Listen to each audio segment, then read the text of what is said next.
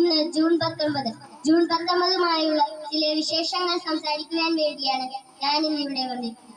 വിഷയം വായനയുടെ പ്രാധാന്യം. ഏറെ പ്രസിദ്ധമായ ഒരു വിഷയമാണ് വായന.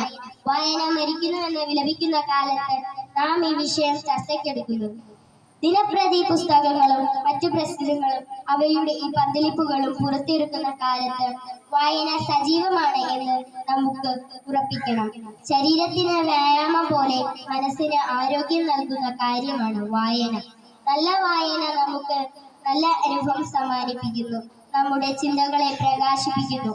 വായനയിലൂടെ നമുക്ക് പുതിയ അറിവുകൾ ലഭിക്കുന്നു. ലോകത്തെ അറിയാനും സമൂഹത്തെ മനസ്സിലാക്കാനും വായന പോലെ ഉപകാരപ്പെടുന്ന മറ്റൊന്നില്ല.